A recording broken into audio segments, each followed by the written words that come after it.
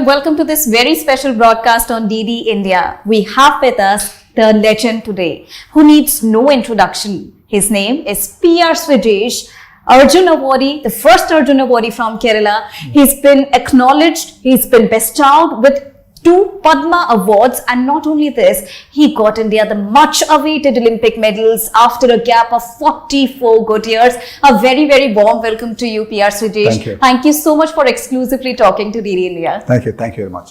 First of all, everybody has seen your performance, your journey, and the entire struggle that you witnessed in your life. We would like to start from the beginning, when we remember the fact that your father actually sold a cow to make equipments available for yourself. Tell us about that. Okay, so I started my career in 2000 when I joined Jiviraja Sports School as an athlete. When I found out that, I'm a bit insecure in the athletics, I made my mind up to choose hockey as my primary option. Then I started playing hockey. Then automatically, when the time come to make a decision whether you want to become a goalkeeper or not, when coaches came and asked, whether you're interested or not, then I said yes. I choose to become the goalkeeper as a fat, short guy and doesn't like to run. So that was the motto behind choosing goalkeeping. And then later on, that goalkeeping is a bit expensive position in terms of buying all the equipment for the goalkeeper. Then that's the time we struggle, because I'm basically from a farmer's family. It's quite hard for you to get, if you ask parents 5,000 rupees or 7,000 rupees, it was really a tough task for them to provide their money. Right. But fortunately, my parents were more supportive. That's the time when I asked for my dad for the first pad, he sold the cow and he got the money and he gave it to me. I think somewhere that was the source of energy for me throughout my career. Whenever I feel like giving it up, or whenever I feel like I'm down, whenever I feel like, no, I'm not up to the mark, whenever I feel like I'm done, that's the energy forced me to do extra. So somewhere that was a commitment which I made to my parents, which I made to myself, so that which forced me to come this far. And when you got your first ever medal, what was your parents' reaction at that point of time? No, I played for the school team first. It's always a baby steps. You part of the school team, you play district tournaments, then you come into the state level tournament, then you part of the state team and going for the nationals. Then you get selection into the national camp, that was under 16 national camp. From there you will get selection to under 21 camp, then you play tournaments, then you get into the senior team. That's a process. I played we call it best schools. It's a best school in Kerala, that was in 2001, which eventually lead into the state team. I got an opportunity to play for the state team. So that was in 2001, when we won the first the best schools tournament in Kerala. And how was the reaction like back home? Everybody was too excited, having seen the entire struggle. Then your choices, of course, because you from sprint to volleyball to hockey, and then your first ever medal. No, see, the parents are more concerned about the job security. It's not about winning medals. Especially that's with all the middle class families, that with all the sportsmen's family, this is what happens. The parents always want the kids to get a job and settle down first, because a sports person are like a racing horses. Any injuries, the career is end. Then you struggle a lot, because what happened is during your academic year, you skip a lot of school sessions or class sessions, you train, you go for tournaments. So your academy level is not that high to get into any other corporate world or any other government sector. So everyone prefer to get their son into a safer zone. That's the job means. So that was the first concern for my parents as well. When I won the first medal, that's in state level, he always said like, thank God, at least you are making a progress. But I think the things changed when I made my debut. In 2004, I played under 21 team, a test match against Australia in Perth. That time, I think that's the time they celebrated really well. They felt like, the sacrifices come to not into an end, but it's fruitful somewhere. Because my dad held that jersey for a long time, and he said, last we got it. He wore it. My mom wore it. My brother was happy to see that jersey. So that time it was somewhere I felt like, okay, I can choose this as a career and I can think ahead of playing hockey for long. And choosing that as a career in that year, and now fast forwarding it to the current year where you are world famous as the Great Wall of Hockey. How do you see it? It's a dream journey, and this thing never happened over the night. It took time. I mean, I'm not lucky like a lot of youngsters who just come into the team and get medals. But I struggled a lot, and being a goalkeeper, it was really tough because in an Olympics team, there is only one spot for a goalkeeper comparatively with other players. So for me, it's a dream journey because a kid who doesn't heard anything about hockey, showed some courage to pick up hockey stick and play hockey from Kerala, where there is no history of rich hockey. And coming into this far, it's like a dream journey. Sometimes I felt like, okay, I'm the luckiest person in the world, or maybe I felt like, okay, I don't know. I always felt like, okay, some faith, some destiny pushed me to come this far. Luckiest as well as the most humble person as well when we talk about it, because all the fans, they really worship you as their idol when we talk about it. When we talk about becoming an inspiration of the youth, because now you are Sreejesh 2.0, coaching the team as well, becoming a player and then becoming a coach. How is that entire journey been for you when we talk about being an inspiration for the youth there especially? See, when we talk about the inspirational part, I think your story, your life, your journey itself a story for them or inspiration for them, because people or the middle class family or BPL people always feel like, we can't reach that far, because they always feel like insecurity, whether if I choose this game, do we have a future? So I can be a perfect example for them, because I'm from a middle class family, farmers background, not with huge money or financial support, or not even having a very good history of hockey or any sports person from my family. I pick up this game and came so far. That means anybody can do that. Anyone can do that. It's all the matter of hard work, and it's all the matter of never give up attitude, because that is what most important if you are dreaming about pursuing a career in sports. And about the junior team or mentoring the junior team or the coach of the junior team, I think I was planning to take a break after Paris. I played, as I mentioned, I played this game for such a long time, and then I thought, okay, I'll spend some time with my family. I'll go to office, I work, I learn something new, then I'll come back and I'll coach. But when I spoke with coaches, when I spoke with other experts, they all said, Sri, now you are on peak of your career. You know what is the international hockey is all about. You know what's happening in the international scenario. And it's quite easy for you to teach the young kids now. And when I stand in front of them, they always feel like, okay, this guy seen it. He has been through that. He achieved it. When he tells something, it matters. They give the importance to that topic. They always take it like real serious. So that is really easy for me to mentally tune them into this game. So that's my call. I don't know how am I like a coach, but I always felt like what I learn, I want to pass to the youngsters, and I just want to teach them how to dream big, rather than just be happy with where they are or being there in the junior team. I'm always pushing them hard to dream bigger, like winning gold medal in Olympic Games or winning a World Cup. That's my ultimate aim for them. Becoming a great player is not an easy journey, and like you said, discipline has to be there, mental strength has to be there. Yeah. And there was a time when you suffered a very, very tough injury. That was, I think, the toughest phase of you. Yeah. How did you overcome that phase? What actually made you going at that point? Because it was a very, very tough phase, and after that, the biggest glory of your life happened. See, that's happened in 2017 when I tore my ACL, MCL and meniscus. So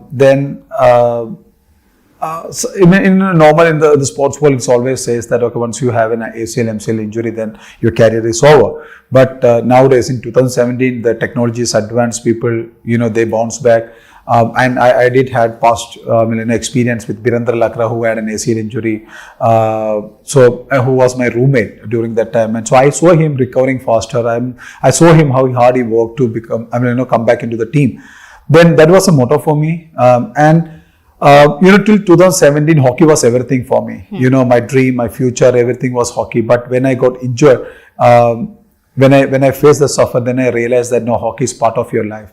There are a lot other things apart from hockey in your life, your family, your job, your friends, your relatives, the world, the community. So everything is like an important part of your, life. Then I started to, look at hockey in that ways. Before hockey was my life. Then I made hockey like part of my life. Then I started to enjoy that game a lot. So when I got injury, I kept one of my jersey hanging in my room and says that I just want to wear that jersey one more time. I never thought that, okay, I'm going to play continuously, but I said that was my shortest target. That is my first target. So I want to achieve that. And the second thing which I done is like I learned about the injury, how the recovery process happened, how hard you need to work to, get back into your shape, what all diet you need to take, how disciplined you need to be to become there, coming back into the national team. So it took almost 6 months, I guess. So in 2 months, I started to jog. In 3 months, I started to wear my pads and doing all the basics. In 4th month and 5th month, I started to play the full-fledged. And 6 months, I got back into the national team. And 8th month, I played in the first international. So that's how I bounced back. Then I always felt like that period helped me to become what I am today. Because then I started to see this game as a game, rather than my life. Because when you start to play the game as a game, you enjoy the game as a game, and when you take the failures as a game, then always it's good for you to take up things in light way, and that's help you to focus more into your real goals. And now we see the Great Wall's decorated wall with so many accolades, you being the first Arjun Awardee from Kerala, and now 2 Padma Awards, which means really, really big. The Padma Bhushan, the Padma Shri Award, which you got in 2017, and now the Padma Bhushan, which you got in 2025. How does that make you feel? And especially considering all the questions, all the apprehensions that you had in the beginning, like from the job security to strength and resilience to everything, defying the odds, and now the decorated wall that you see in front of you. See, I'm the first male hockey player from Kerala to receive this Arjun Award. There are a lot of other Arjun Awardees. But for me, I think it's a great honor to be, awarded with this prestigious Padma Awards and Arjun Award Khel Ratna.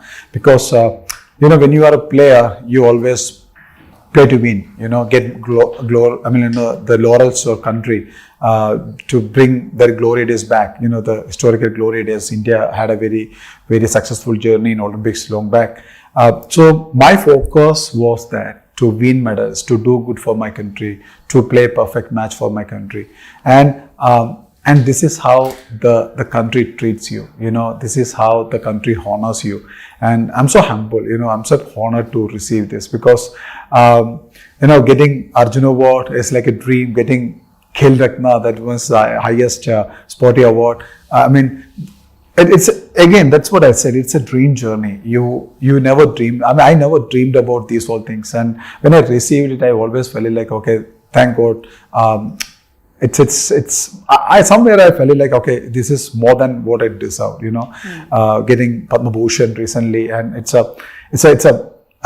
amazing feeling. But I always felt like it's a recognition for the game. It's not Sreejesh PR, it's hockey. The hockey is honored by these awards, because without hockey, nobody knows me. Without hockey, nobody recognizes me. Without my team members' effort, I never win a medal. So this is for the game. This is for my teammates. I think without them, nothing would have been happened. And there you see the humble PR Sreejesh. And when we talk about it, the nation also cherished the fact when you met Prime Minister Narendra Modi, your entire family met Prime Minister Narendra Modi. Tell us something about that experience. How was that experience meeting with PM Modi? Because when you announced the retirement, everybody was really looking forward to it. We eventually had those tweets honoring your retirement decision. We had those tweets from Prime Minister Narendra Modi himself, from sports ministers, and the entire sports fraternity, including the fans. And then there was the moment when you met Prime Minister Narendra Modi. We also saw the glimpses of it, but we would like to know the journey behind the camera. See, PM, I think is a Jammu person. the first time when you meet PM, it's always like you are afraid, you have your curiosity, you are, I don't know, it's quite hard to explain. It's literally, it's like you are in a place like, oh, what do I do now? And but PM is so kind, he is so energetic, he's a great leader who makes sure that everyone is comfortable. He comes, he talks to you in the way that he himself become part of your team. That's the best part of PM. And every time you can witness that after 2 Olympics, he invited us, all the players, all the participants into his house. He felicitated us. He spent time with us. He invited us into Red Fort, be part of this flag hosting and all. That was a great memory for me. And with my parents, I think that was the best part which happened in my life. Because being a player, I had huge opportunities to meet PM. But for my family, I think that was one of the great moment. Because the previous night, I just mailed PM office requesting for permission to meet PM. And by midnight, I got permission. Wow. And so they said, okay, PM will come. You can click a picture. You can say hi. Then he's busy. Definitely PM is really busy on an independent day. Yeah. And we were standing there. And he came, he started to gel with my parents, he take care of my kids. And then I realized what kind of a leader he is. Before and 5 minutes before, he was a team member. He was talking with every player. Yeah. He was like literally telling that, okay, no problem. You win a medal, congratulations. You missed it, no problem. Next time you can win it. So he was like a motivator. And suddenly when he met my parents, my family, he became a family person.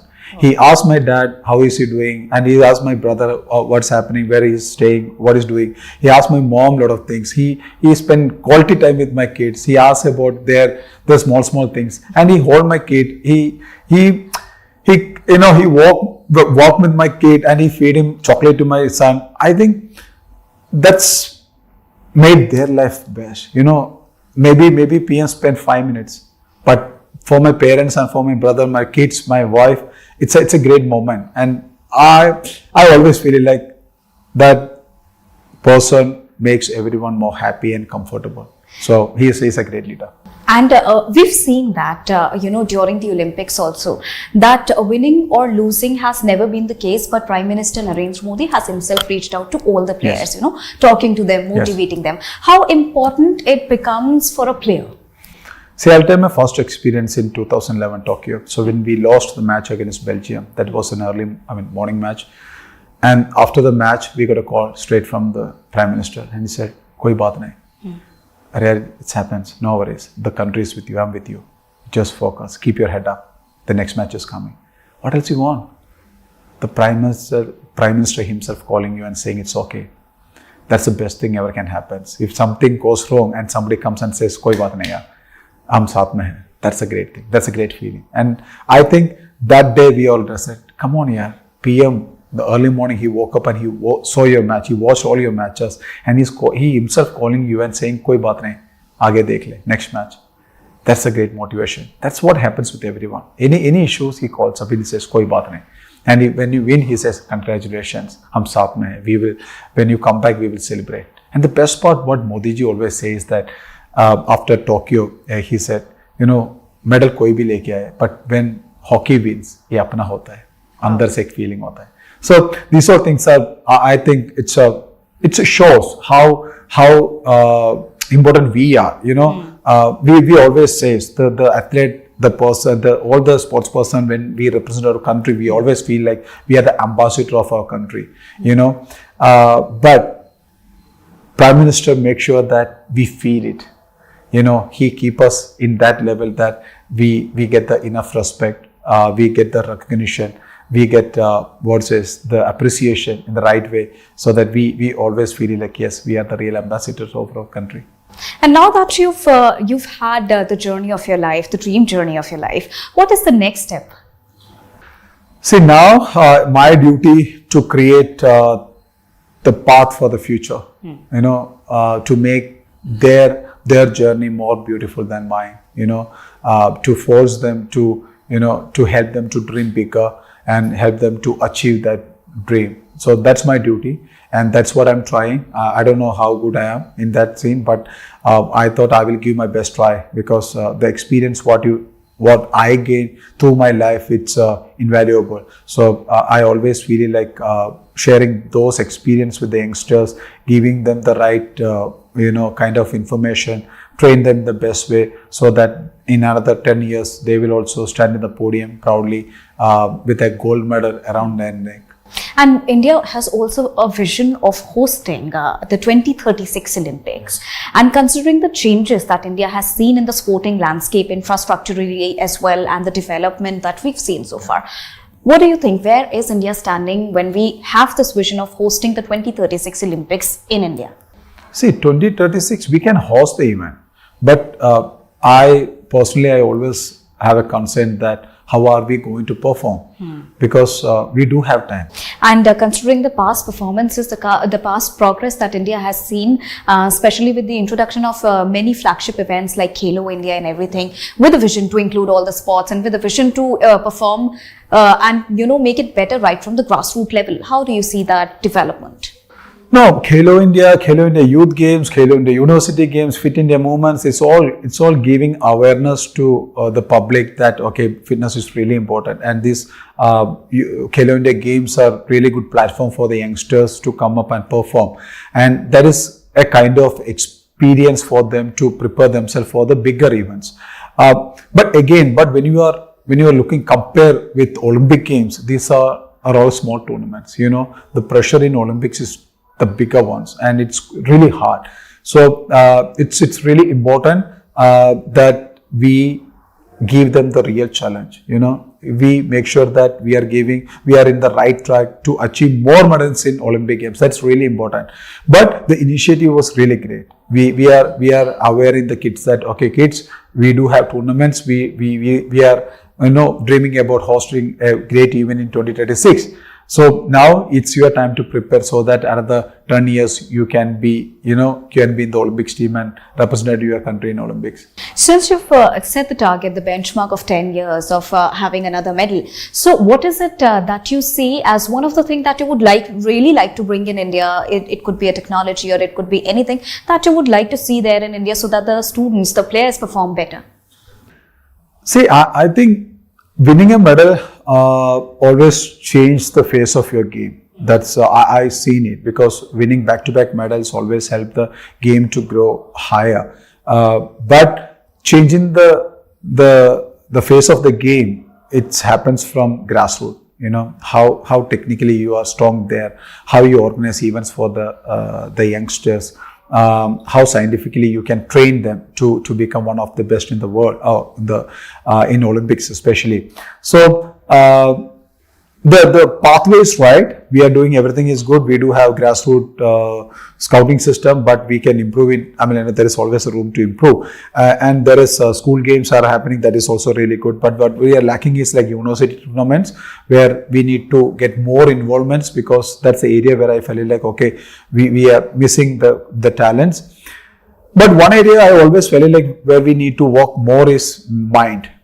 The mentality, the mindset of players, because somewhere we do have a lack of believing ourselves. You can do it, you can achieve it. That's one thing which I felt like we need to change the habit, because we Indians do have a culture of family member being humble, helping nature, and Aditi Deva Baba mentality. These all things are not good for sports person. You need to ruthless. You just need to be there to win, and you just need to prepare yourself to win. At any cost you have to win. So that's kind of things will always help you to become one of the dominating player in your sport. So I think the facilities are getting better. You see this Bangalore Science Center is perfect. It's one of our high performance center in India, and I believe that one of the best center in India. So these facilities are great. So my under 21 men's and women's team, we hockey teams are training here. Our senior men's and women's team is training here. We do have the best facilities like gym, medical facilities, AstroTurf, all the facilities to travel and come back train. So the infrastructure is getting better nowadays. The only thing is that we need to develop the budding program from the grassroots to channel them to the Olympics podium. That is really important. So as we are now moving towards the end of this broadcast, a quick live session, a rapid fire sort of a session. So I'll ask you quick questions and you've got to answer like in one word, okay? Your favorite actor? Oh, that's a tough question, but in Kerala, we got Mammootty and Mohanlal. They are one, I mean, they are two actors, by the way, Mammootty and Mohanlal. I like them both a lot because I'm a 90s kids. They were so super hit during that time. Your favorite sport other than hockey? Okay. I play volleyball, then I watch cricket and sometimes football. Your favorite footballer? Footballer. Okay. So I like Ronaldo a lot and even I respect Messi because the difference between, I always found the difference between Messi and Ronaldo is like Ronaldo is a self-made man. He is not a gifted, talented player. He hard work a lot and he become what Ronaldo is today. Messi is a gifted player and still hardworking. I mean, no hard work. I mean, talent without hard work, nothing. So, but I felt like the amount of hard work, Ronaldo put into his career is like, okay, it's a great. Your favorite cheat food? Biryani. But you can't say biryani is a cheat food, but still I feel like, okay, that's one of the cheat food, yes. Your favorite destination for holidays? Okay. So we call holiday when we go home. So home is the favorite place. All right. Thank you so much, PR Thank you. Sreejesh, for joining us at this special broadcast and sharing that heart-to-heart conversation which the fans and the viewers would really like. Thank you so much. Thank you. And with that, it's a wrap here on this special broadcast. We'll be back with more news and updates. Thank you so much for joining us. Namaskar.